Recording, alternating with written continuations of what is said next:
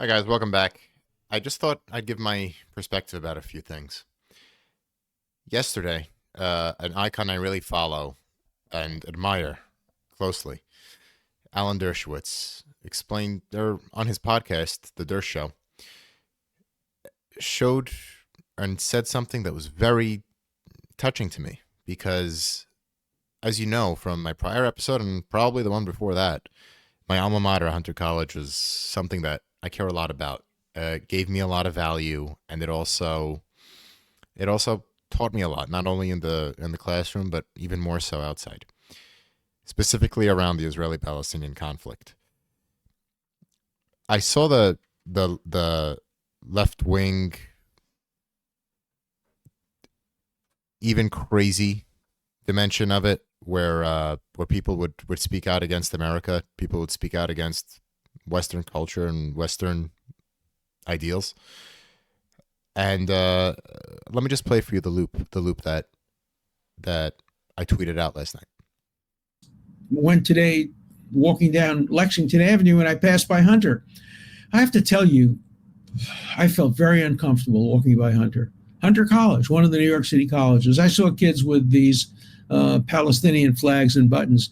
And I wear, when I walk around New York, I wear a button that says I support Israel. And when I wear a tie that says Chai, which means life, or Am Yisrael Chai. I have another tie, the Jewish people live. And I was a little nervous. And I looked at these kids from Hunter College, and I thought of myself. I went to Brooklyn College 70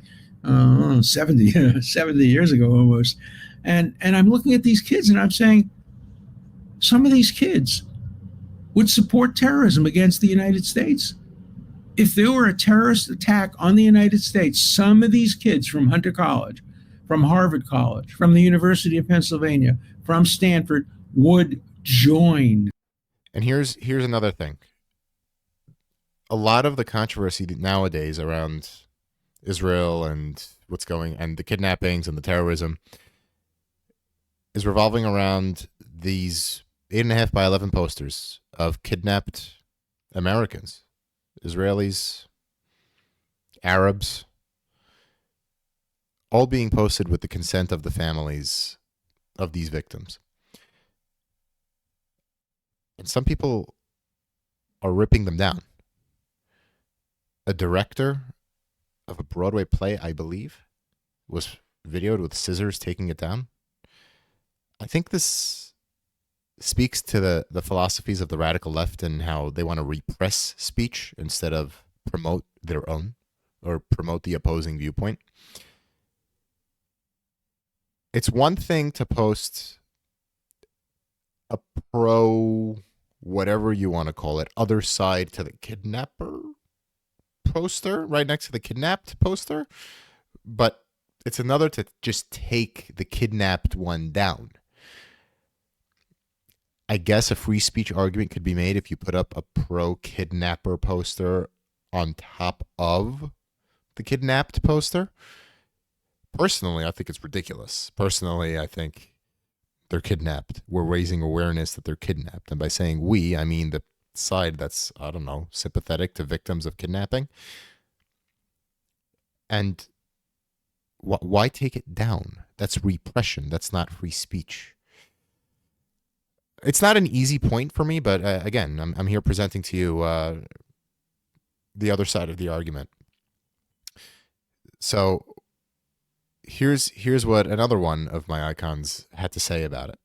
I don't get it. I don't get it. There's a Broadway producer. Yeah. There's a Broadway producer who was at West 62nd Street in Manhattan using scissors to remove a poster from a utility box captured on video. He's been identified in the New York Post. Like, what could he be thinking as he's tearing that down?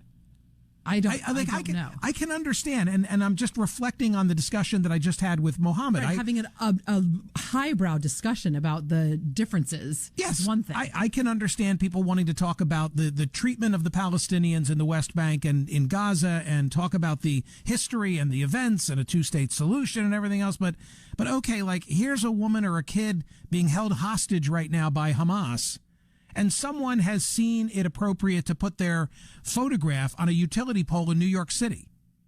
or in Florida or at USC.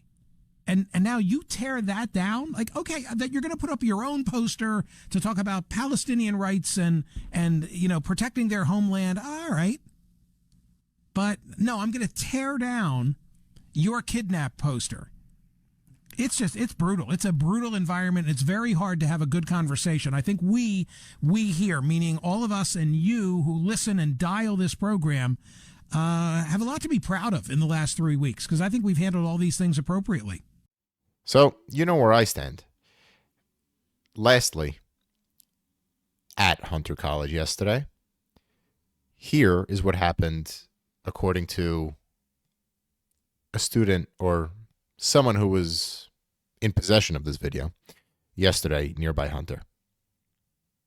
Get out of here! You don't even know why you did it. First name is Why James. you You take me down? have my number. No, I'm don't touch me! Don't fucking touch me! No, 917. don't touch me!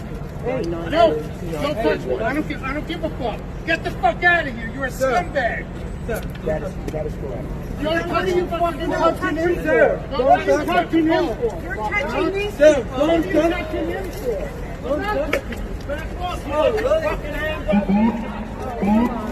Fucking hands on me!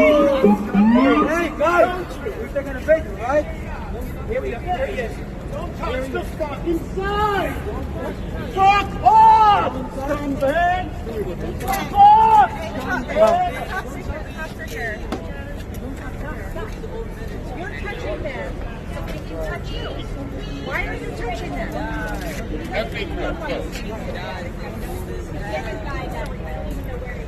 Yes, you know the fucking reason he's doing it. Get your fucking hands off him! Get him fucking out of here! Because he's fucking pushing you. Fucking pushing Fuck you!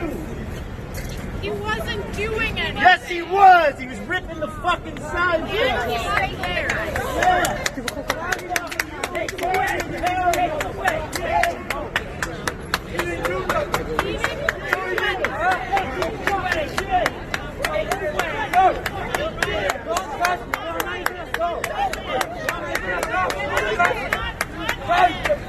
Hey, you're not a fucking cop! Stop it! Get the fuck off there!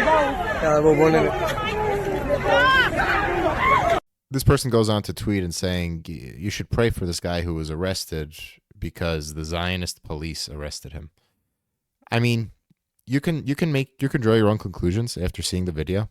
I don't understand why the police are all of a sudden Zionists and why Zionist is a bad word now. What's even more striking is just the way these extremists just replace the word Jew for Zionist. It's really the modern age of what was the lead up to virulent anti-Semitism throughout history. Hope to be here to discuss more positive news next time around. Thanks, guys.